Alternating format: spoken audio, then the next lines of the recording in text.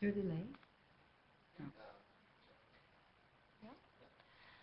Hello and welcome to the webinar. We are here today with Despina Papadopouloswill, DSI faculty member and founder of Studio 5050. She's an interaction designer and a design strategist who's going to be discussing designing for impact. Despina, would you like to start us off? Absolutely. First of all, thank you very much. It's great to be here, and thank you for joining us from wherever you are. So I'm going to talk a little bit about design for impact, but also design and what's the relationship of design and solving wicked problems. And I'll talk a little bit later about what wicked problems are. But before I start, I'm going to introduce a little bit my path to where I'm here, because it informs a lot what I do. And I think in many interesting ways, when we talk about interaction design, it itself is quite a recent term. So what even that means. And as I said, where I am today and how I do my work and how a lot of the thinking that feeds it is really informed by this quite circuitous path that I've taken. So I started my career by studying philosophy. I studied philosophy for 5 years in Belgium, and I became really interested in this notion of what happens when ideas start crystallizing and they develop some sort of a materiality of their own. So I did my master's thesis on the sublime and limit experiences, and I investigated what happens in this relationship between the self and the others, and the self and the self. So how do we engage with our emotions, with the world? What are those moments where it really take us to an understanding of who we are and what the world is about, that crystallizes, and I love that word, a lot of our connectedness with the world, or sometimes lack of connectedness. But mostly what was interesting to me in working and thinking about philosophy was this transition where ideas, you delve into a concept, you study a concept, and then suddenly this moment that I call the penny drops, that ideas become materiality and you start understanding and seeing them in the world. At the same time, I became a bit nervous that I would become a brain in a vat.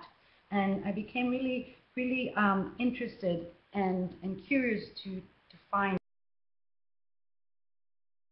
philosophy students had this really robust energy and materiality, as I keep saying, and find a way to translate them. So I became interested in creating what at the time I called philosophy machines. How do we explore materials and their meaning? What is the latent meaning in materials? And in this course, I became interested in making products and telling stories through products. Ultimately, what I was really interested in was to find ways to articulate and embody moments of intuition and insight, capture the many layers of experience and the fields of meaning that we all inhabit. Is it possible to create devices that can communicate, if for a split second, awe, joy, surprise, connectedness? What would that mean? What is the process of taking a concept and trying to create an artifact for it and try to embody a set of ideas into a product or a device? So one of the first things I made was something that I still have as a product, and it's called the Moi. It's a very simple device. It's a light. It's a light that you can wear. It really doesn't get more simple than that.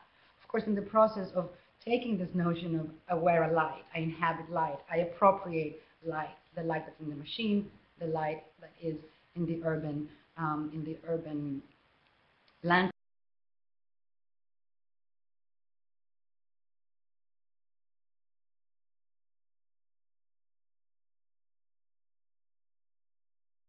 And also more interested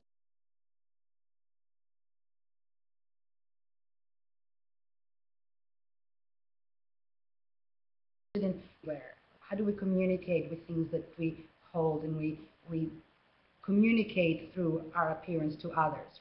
And how do we subvert the meaning that objects have? So what I'm showing here is what's called the click sneaks, which is a pair of sneakers that when you wear it actually generates the sound of high heels. So you have the advantage of the oral effect of high heels, but at the same time you have the comfort and the ability to run if you need to that sneakers provide.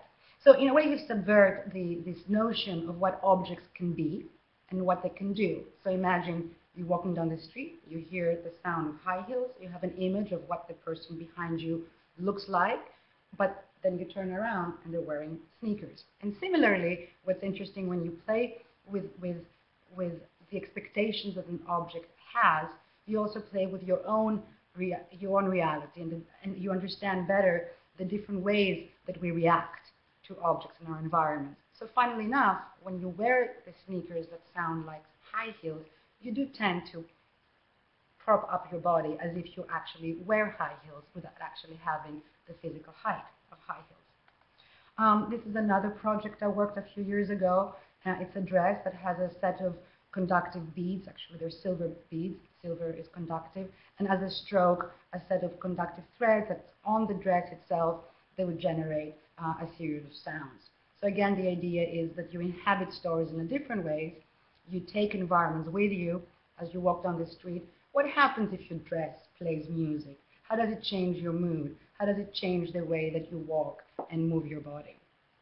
And finally, that's the temperature sweater, and it's a sweater that displays the ambient temperature.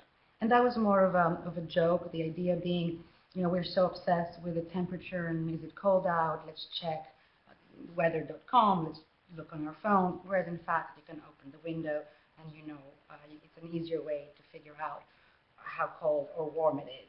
But it was again a way of really subverting what our clothes are supposed to do, what our environments are supposed to do, our dependence on certain technologies, and what happens when you start playing with those ideas. So I was very interested and very embedded in that world of trying to create moments of surprise, as I mentioned earlier, subvert the original meaning and the expectations that you think the environment or an artifact holds, and at the same time, and with equal interest, trying to create solutions on how do you actually do that. How do you embed a battery into a piece of clothing? What is the emotional connection that someone has?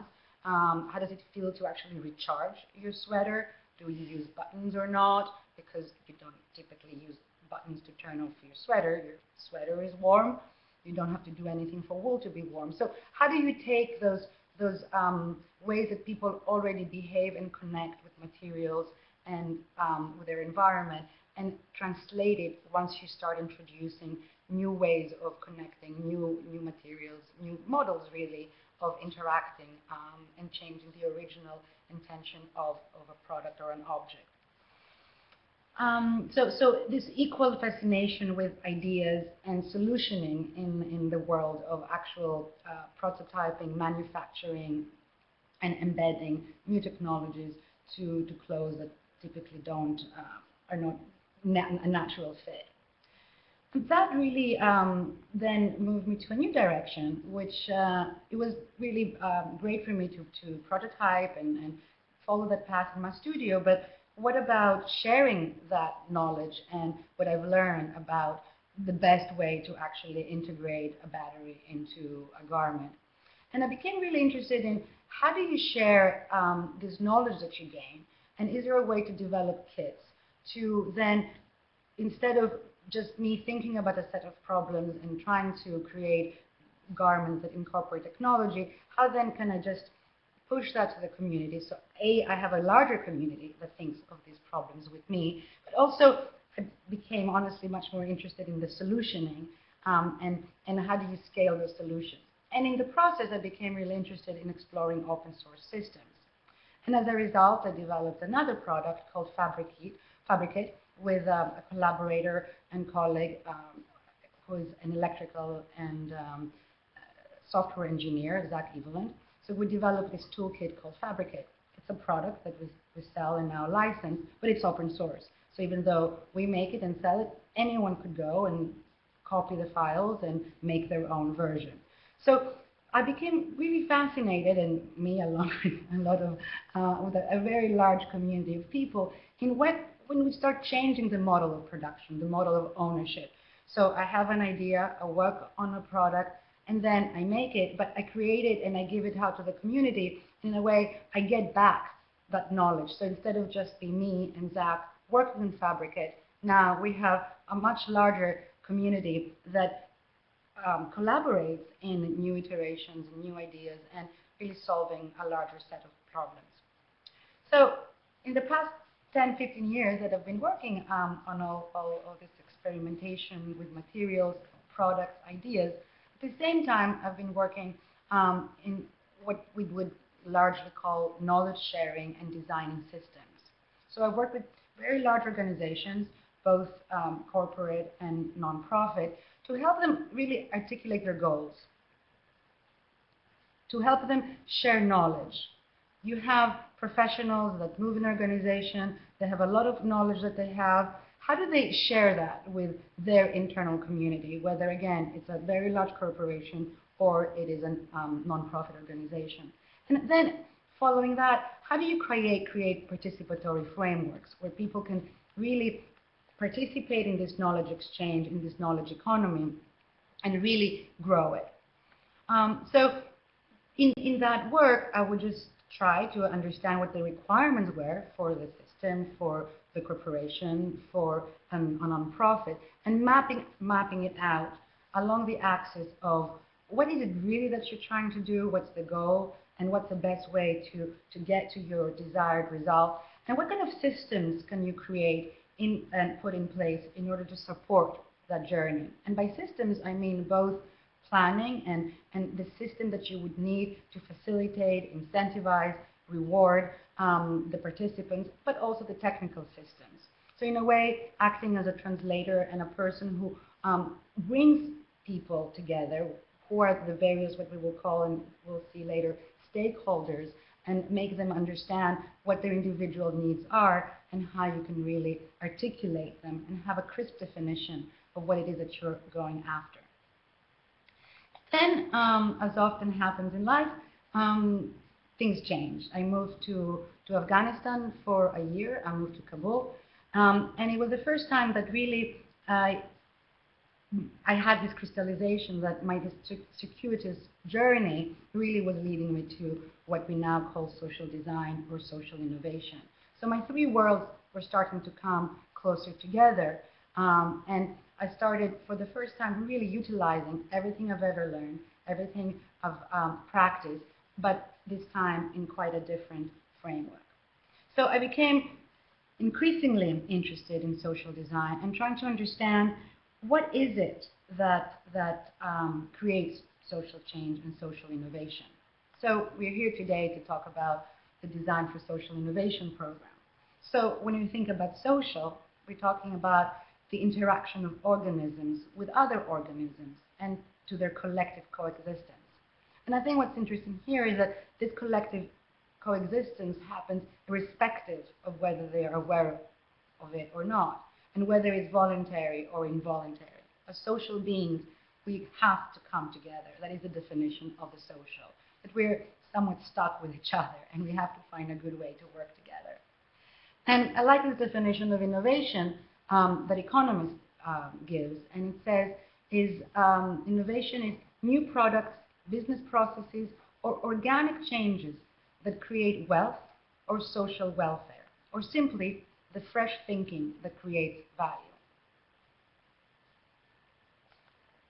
So for me, the question has been, the past few years, how do we as designers interact with people? How do we bring these people together that need to come together in order to create social change and social innovation? And how do we make connections and create systems that, in fact, provide value?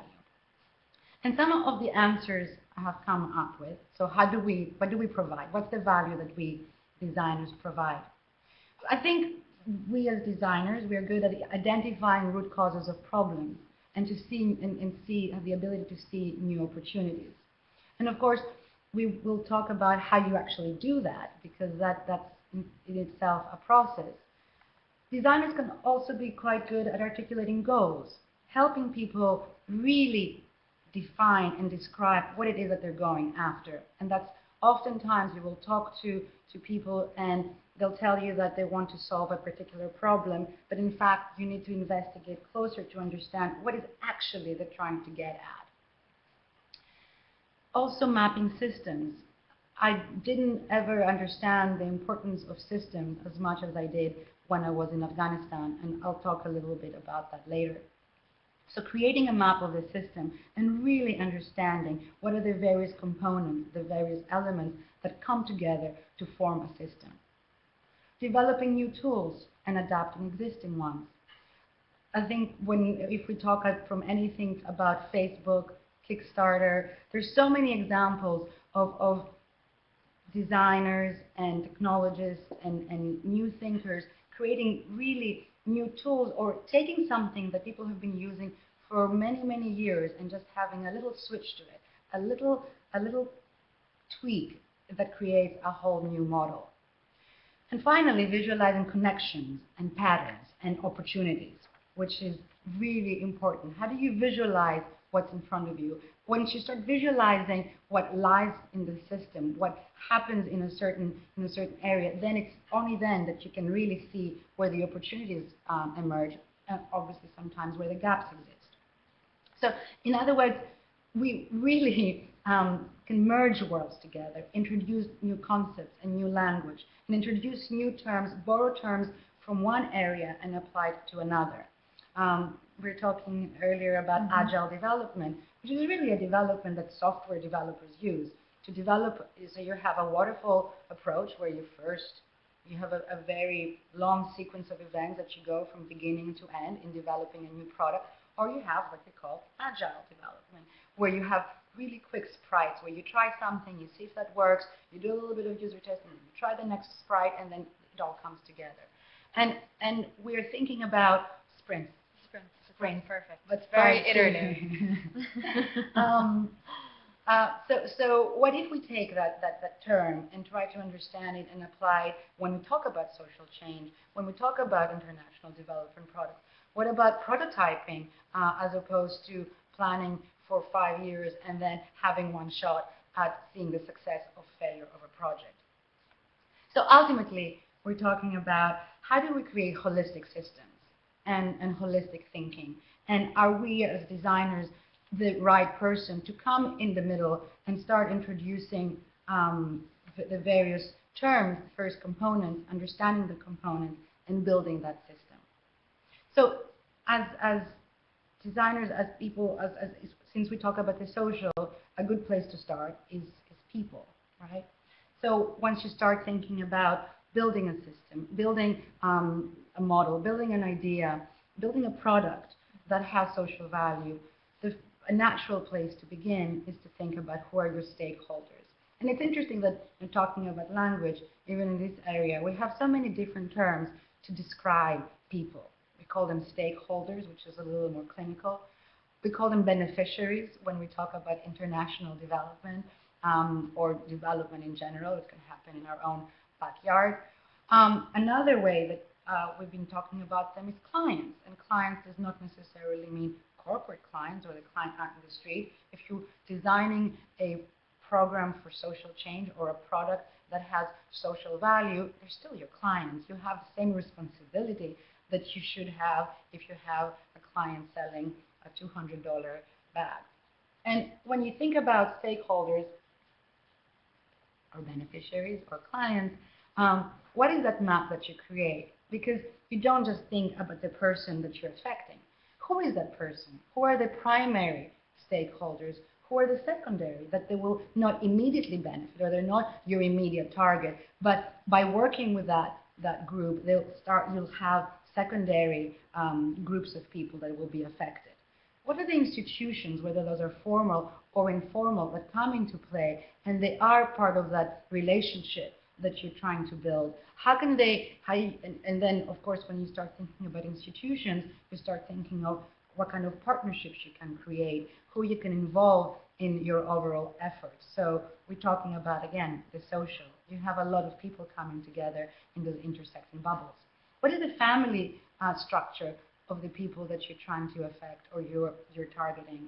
What other influencers exist amidst them? And of course, once you start understanding and having a view into who those stakeholders are and who are the people that you'll be working with are, then you also need to understand what are the customs, what are the drivers that influence them? What are the belief systems that they inhabit? What are the traditions that they're steeped in? What are the symbols that they respond to? And ultimately, what are the behaviors that they exhibit as a result of those customs, traditions, symbols, and relationships? And then I think it's really important in that system that you build, as you start thinking about new models for social change and social innovation, to have a sense of what are the principles that drive your thinking? What are the principles that drive your work, irrespective of the bigger system?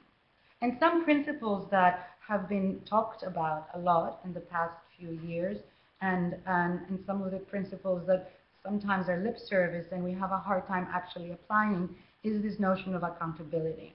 If you are working and you say, I'm going to work on a social environment, I'm really interested in the social. Well, how are you going to be accountable to that concept? What kind of credibility do you have to go and engage people and involve them in what could be a complex journey or making promises of change?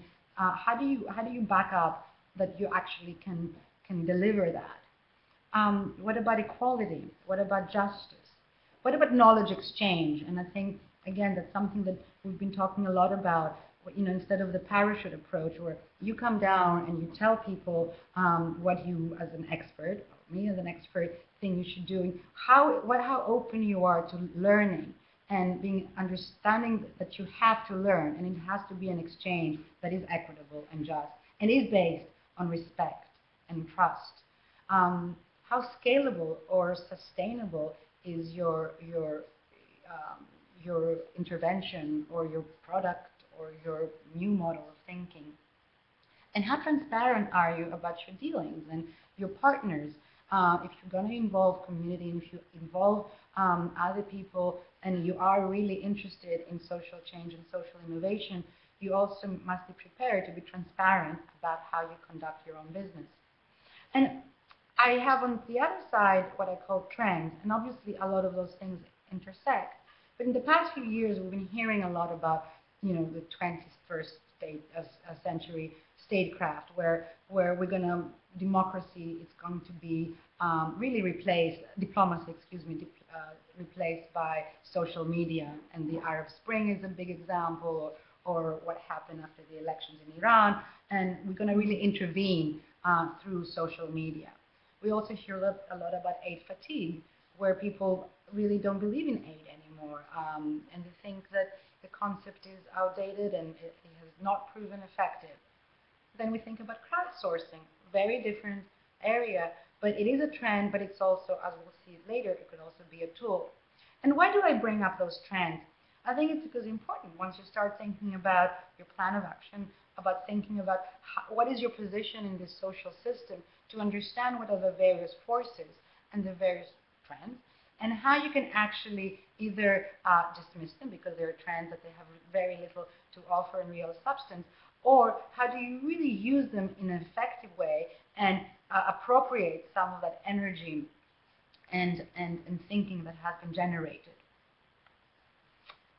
And then, as someone who has worked with technology for a long time, and in various forms, what are the tools that there are in your toolbox? Having a good understanding and doing some research of how various tools have been used in various environments for different stakeholders, for supporting different principles, can be a quite efficient way to start thinking about your entire system. I think that anyone who's interested in social innovation, there's not much I should say about cell phones and smartphones and how they have really radically altered the playing field. And about a lot of hardware engineering hacks, some of them becoming really interesting DIY projects. MIT has a very interesting program. We now have sites where people can go and get templates and toolkits on how they can create new tools or adapt existing ones. And then data visualization. How do you goes back to this notion of how do you find patterns? How do you educate, or how do you mobilize people and give them the ability to see certain issues by visualizing them? Geomapping, by that I refer to projects like Ushahidi, where now, because of a phone, you have a location in the map. I am here. This is a very strong thing to be able to say. I am here and I see. So that then connects to trends or areas of citizen journalism, or really, again, changing the model and the system and the mindset, the paradigm of who has power, who has the ability, who has voice, really, ultimately. And of course, social media, and not to forget traditional media, which for many parts of the world and for many projects can be as powerful as any social media could ever be. So once you start bringing all these components together, you end up having a map of some sort, a system that would allow you to just see how all the components come together. And inevitably, you will start making connections, putting things in, taking things out. And you see, I also have at the bottom of this map this notion that you must be aware of what's happening in the area of ethics. What is the ethical questions that you need to ask as you start developing your system, as you start developing your idea? In a lot of social ideas, what are the economics of the product, the idea that you recommend? What is the, and of course, when you put ethics and economics together, you start talking about policy. What policies are in place, and how can you use them, or how you can influence them and change them? And then, of course, how do you manage a project, and what is the ethnography? What are the, have a better understanding of the culture that goes back to understanding the drivers, the relationships, etc. And we will be having a class on ethics in our program taught by DK Holland, and we do think it's a very important part of what we're discussing here as well. Thank you. So, and if you have design in the middle of that, because again, going back to what do we bring in? Well, we bring in, I think, this ability to integrate and speak languages and make people see the system and identify themselves, as opposed to having this idea that economics is the panacea, or policy changes, or more aid or less aid. So creating a synthesized view of how things come together. So this is really the system of really bringing all these components, putting them together in the mix, and having a view. And once you have a view, once you have the map, you also start thinking about, how do I enter into the system? What is the easiest way to actually pierce that system and enter and start creating a small shift that can then have this ripple effect and produce bigger changes? So when you start talking about systems and what are the shifts that you can create, Donella Meadows, a really revolutionary, I'd say, environmental scientist and systems thinker, she identified 12 ways that you can actually intervene in a system. And I wanted to list 6 of them that I think are particularly relevant to the discourse we will be having in this program. And she starts from, in this order, is the hardest thing to do, going to some of the easier ones. Obviously, the hardest and the most radical way to intervene in a system is to understand the power to actually transcend paradigms.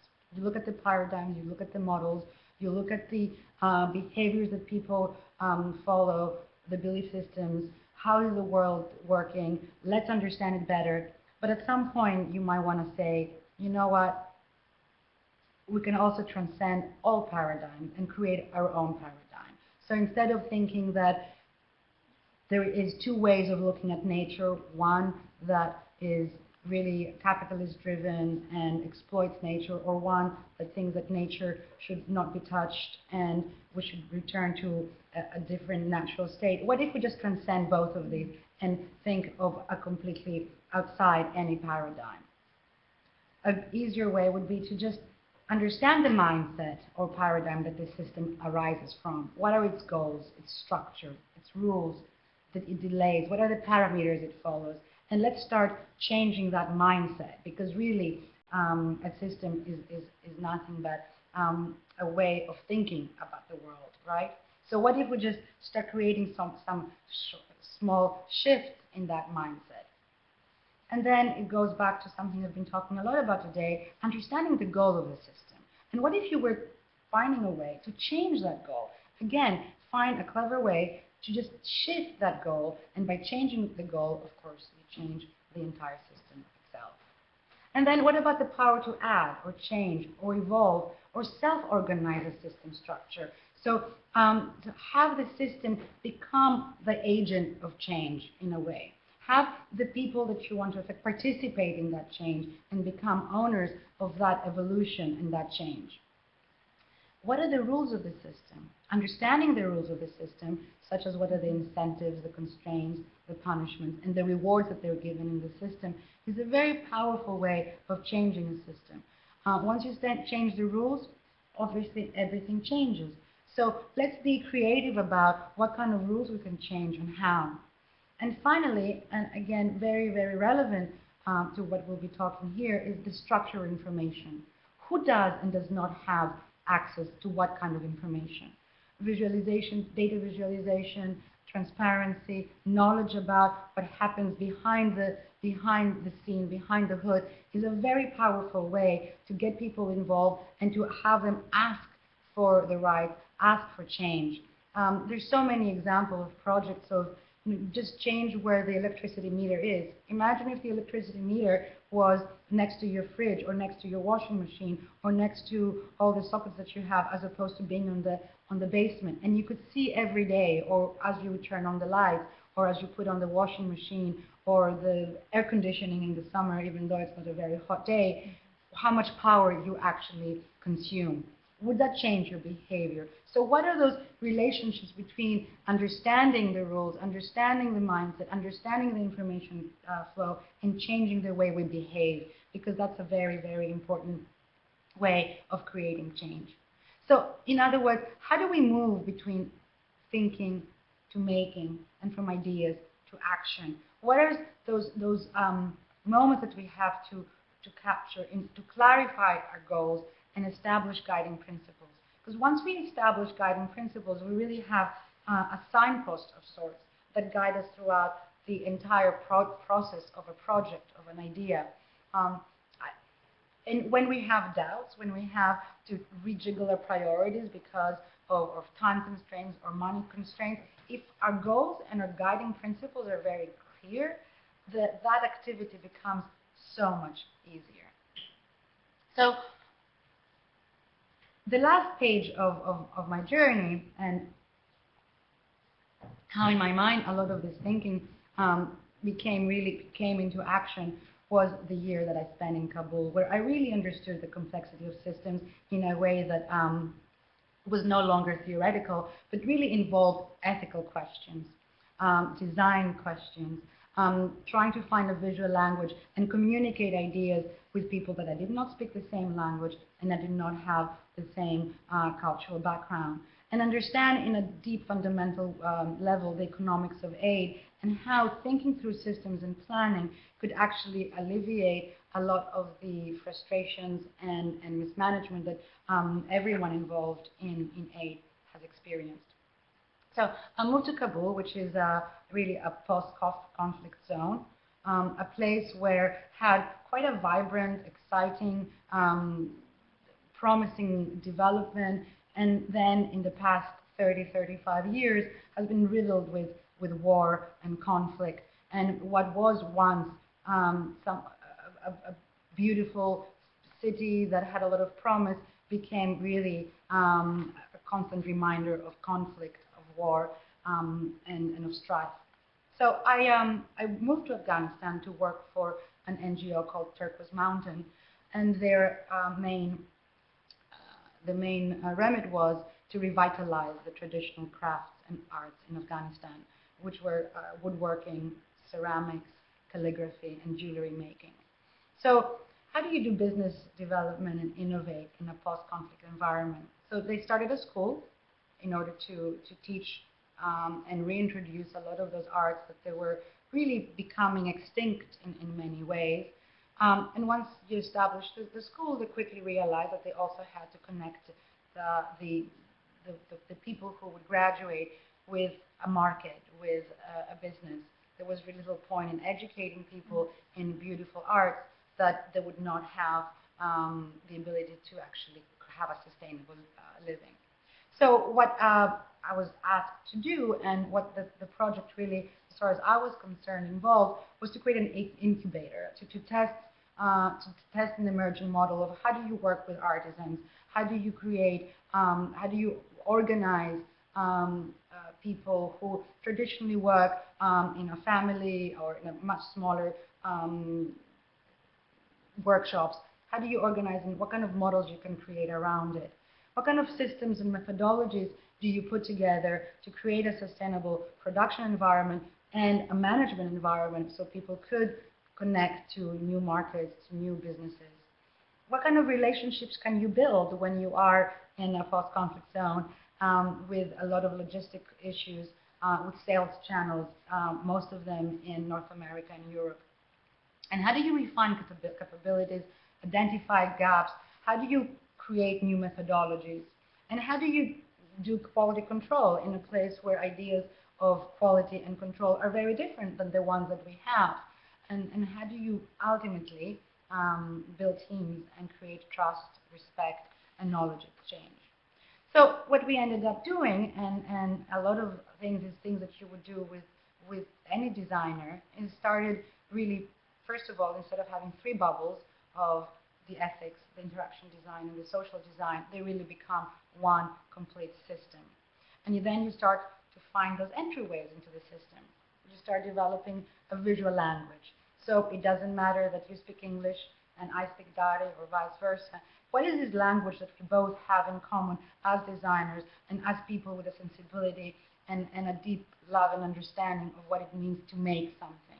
How do we bring our cultures together and we inform each other on what is the landscape that we're talking about, both historically and in a vibrant, alive way?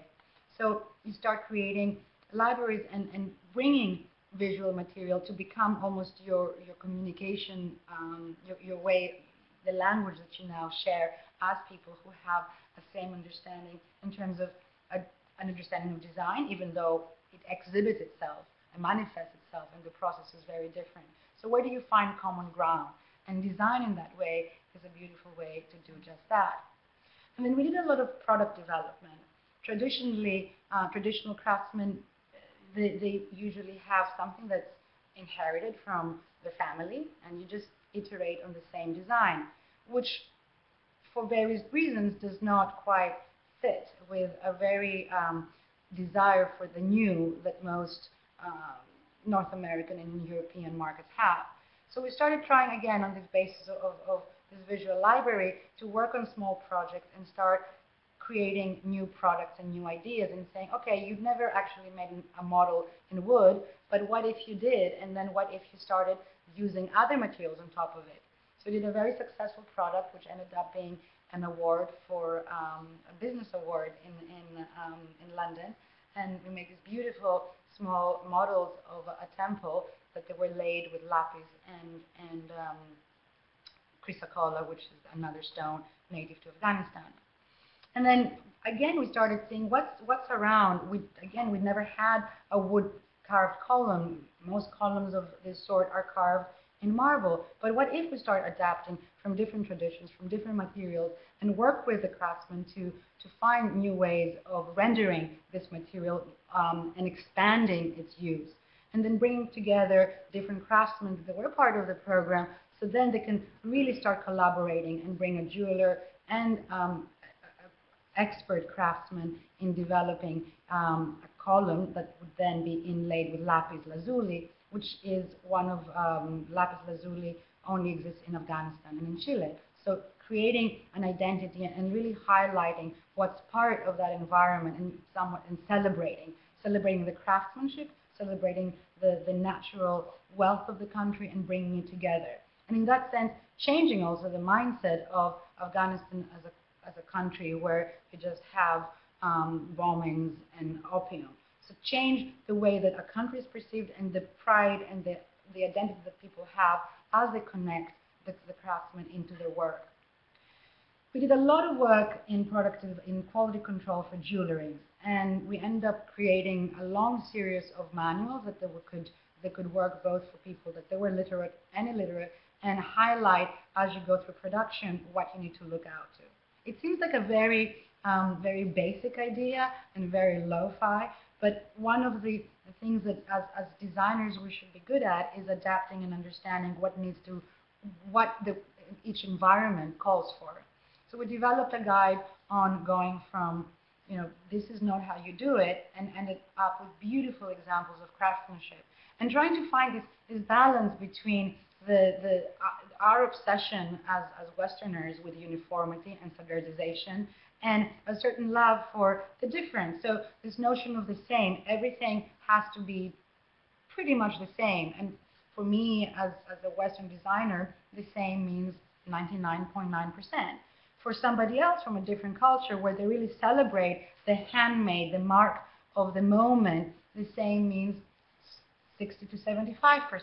So how do we bridge that and we come to an understanding where we can still create a sustainable business that has a channel and has impact and has ability to really bridge it with people who have stores in the West, at the same time maintaining the soul of what you're trying to create.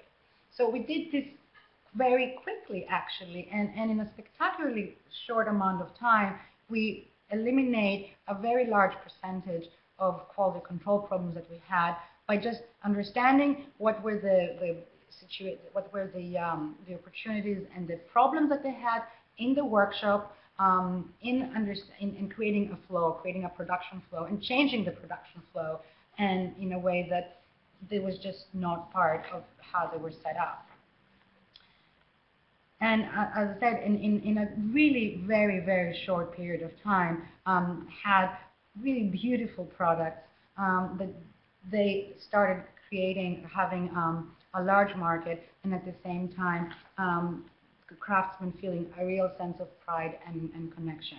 So now, what was a workshop with 7 people has now grown to a workshop for 25 people, hiring a lot of women, hiring a lot of the students that came out from the school, and expanding and changing not just how you make jewelry, but how do you organize production, how do you work together in cooperatives.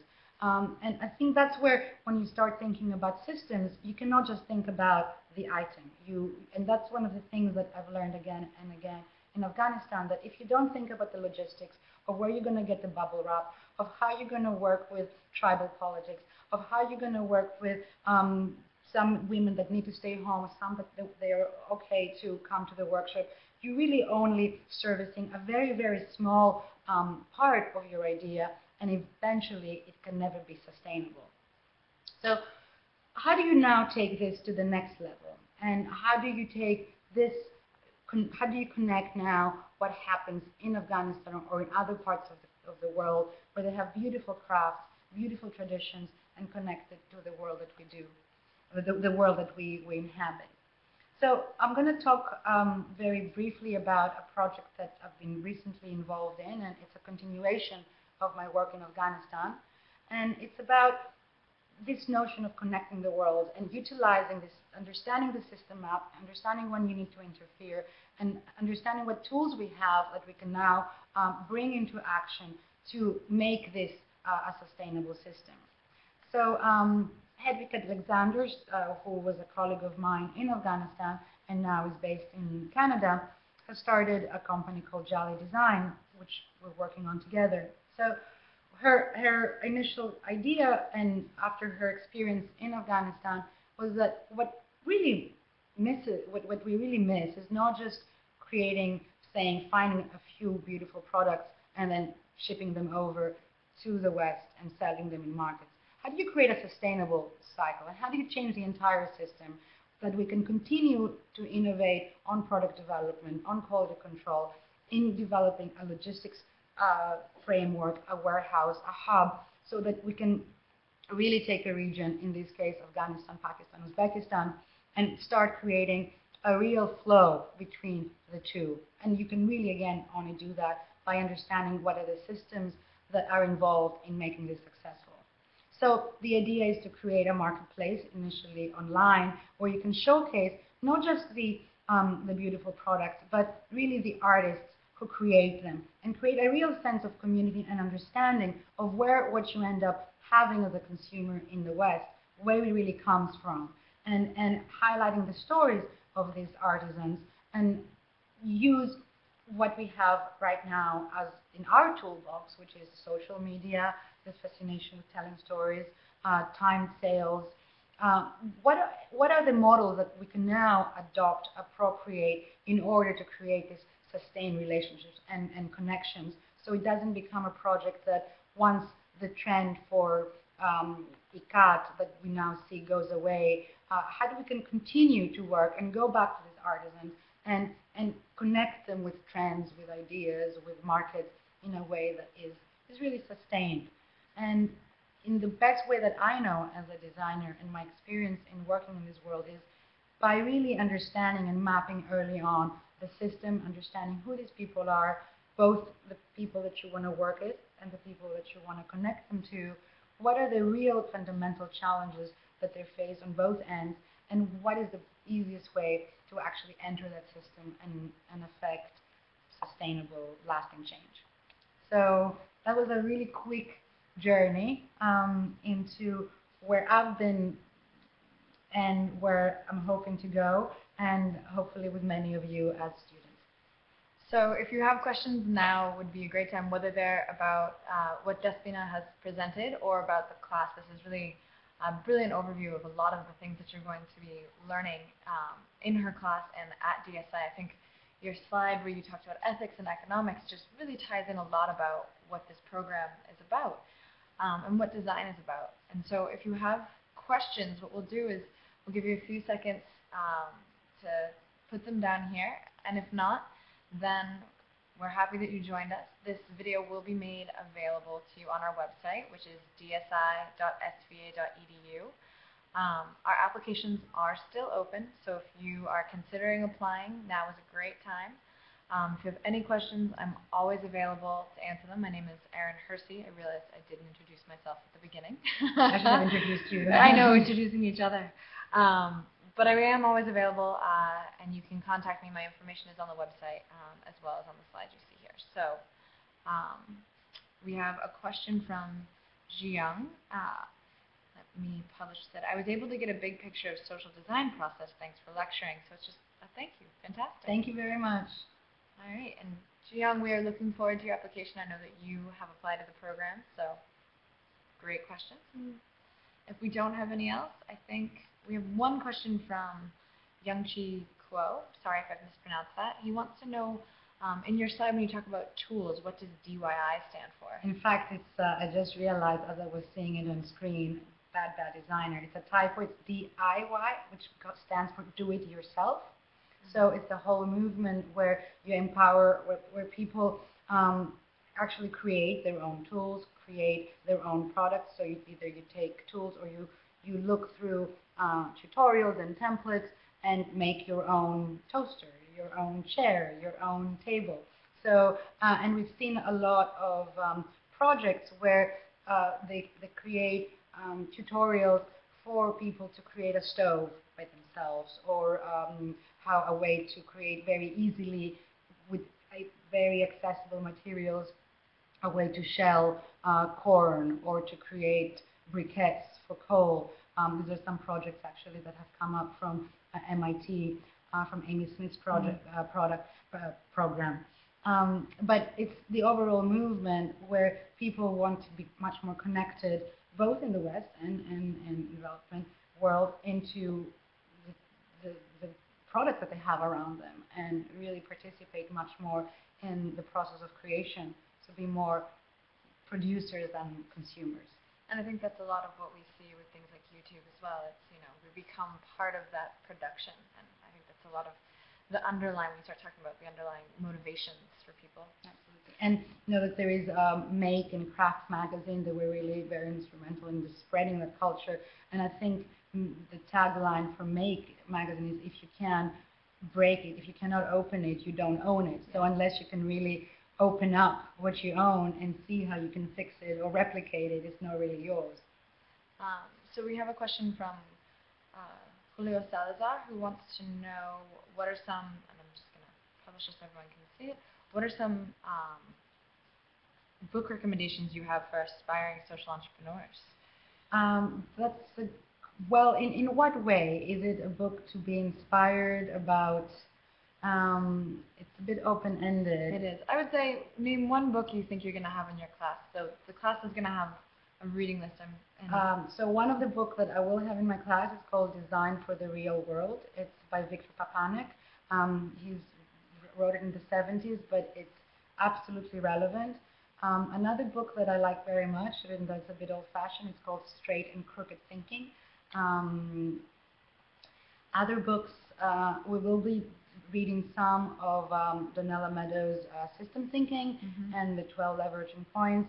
But I think, trying to think of other books. I think that's perfect. I think, you know, as we go forward, I mean, books are definitely something that you should start looking into to get an idea of where you want to be. But I think it's reaching out to people and learning that's really going to... And it also very much depends on what is the area that you're trying to impact. So what is it you're interested in, and learning about that area, in fact, is what would be interesting for you to do. So we have another question from Peggy Siegel, and she wants to know if you've worked with advocates or users of positive deviance to build on grassroots solutions. I have not, but have you? I think we were talking earlier. Have you worked at all? I have. So I have actually used positive deviance in mostly in as a tool to look at what is working and what isn't. So instead of just focusing on what isn't working, it's finding similar situations. This is what positive deviance plays on, and looking at why it is.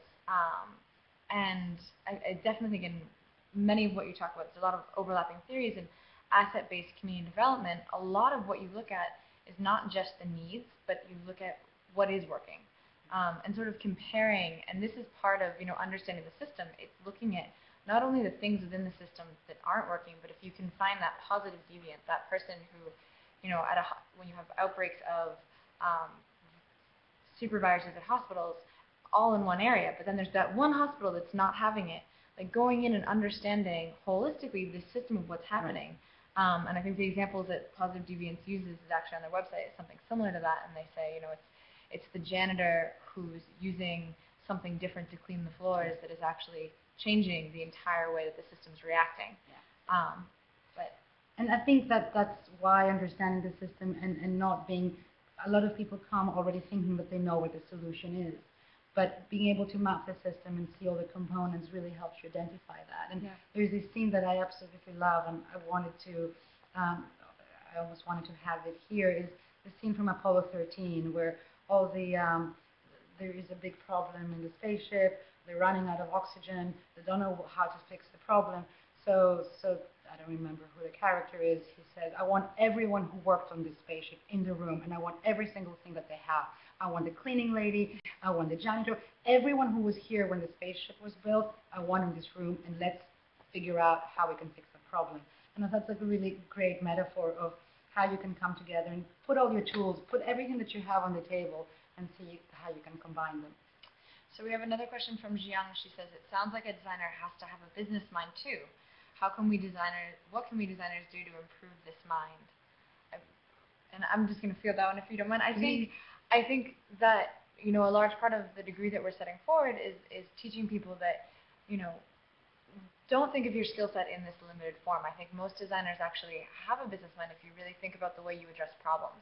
And it's really what Despina talked about earlier, which is how we create the question, how we really frame the opportunity or the problem that becomes the root of what I think business people do and what designers do. And I think there's an overlap there. So we've got a bunch of questions, so I'm just going to kind of move through them a little quicker. Candace says, a very excellent presentation. Thank you. I'm curious about what kinds of classes related to economics and business design will be covered by the DSI program. That's yours. And I can feel that as well.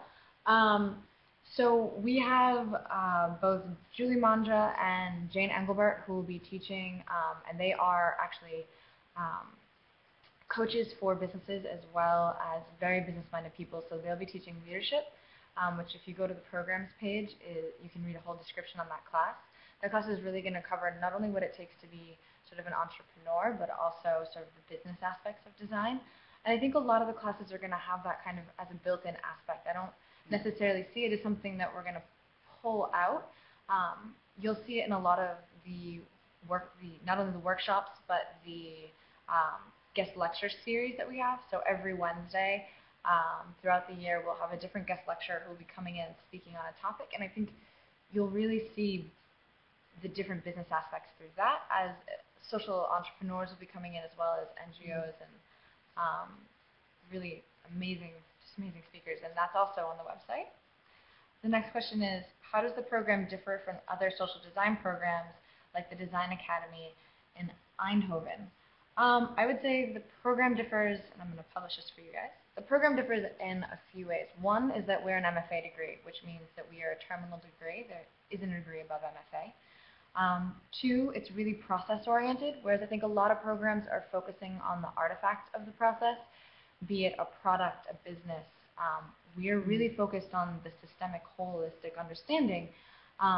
What Despina pointed out so well is those entry points to the system. And you can look at a problem, and there normally, even for the project Despina worked on, I'm sure you came across multiple different places where you could have entered that system, and working with the artisans was the one that really worked for you. And so I think we differ in that. I don't actually know the Design Academy in Eindhoven, but I do know of multiple other programs that are MICA Art Center, Austin Center for Design. And the difference between a bunch of those two is not just the degree that you get. Some of those are certificates. They're not actually degrees. It's also the length. Our program is 2 years. So I hope that answered your questions, but if you have more, please feel free to contact me on that. Candace also wants to know, Despina, from your personal experience, how much of your understanding of business came from projects versus academic training? I would love to say academic training, but I would be lying.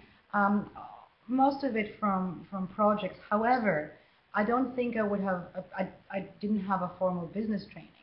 So having my academic training, having the ability to really dissect concepts and understand root causes and really have this way of analyzing and structuring helped me immensely in being better at managing projects and people and responding in a creative way. So I'd say, even though ultimately it's about the experience, I could not have done it if I didn't have my training. And sort of tying that into the program itself is actually very based in learn by doing. So in the first semester, you're really going to be getting a lot of the foundational skills. And in the second semester, our students will have client partners. So you'll actually be doing project work, maybe not in Afghanistan like Despina's, but definitely here in New York with different either social enterprises or NGOs, and looking at problems about how do we redesign health, how do we redesign education. And so you'll be actually put in that seat with working with a client and thinking through, what is the system? What are the questions I need to be asking? And the idea behind that is also that you'll be in the program when that's occurring, so that you'll have the faculty there to support you, so that as you go out and start that first project, when you come up with questions, you're not just sort of on your own now, or the responsibility isn't fully on you. There's people to ask. There's a network to support you. Taylor Thomander is asking, and thank you for all your tweeting, Taylor. Piggybacking on Jiyun's question, how can we move from studying social entrepreneurship to becoming innovators ourselves? And I mean, I think that kind of goes back into the learn by doing. Yeah, and I think you need to have a really good grasp on the skills that it takes. And when it comes to being, an innovator, it's really understanding the systems, the models. It's understanding communication. How do you communicate a story or an idea? And there are people who can specialize in any one of those things, but I think really what we're looking for is how do they all tie together, and how do we look at the areas between the gaps or the overlaps where we can really make an impact. And I think, again, it's those entry points to really create innovation. So it looks like we're out of questions, and it's 7 o'clock. Thank you guys very much for coming. And Despina, thank you so much. Thank you, my pleasure. Thank you so much for joining us. All right. Good night. And next week we have Mark Reddick. So if you guys are around again, we are doing Designing from the Inside Out with Mark Reddick, who's a systems designer. So we'll go kind of a little deeper into this systems thinking. Thanks. Bye. Bye.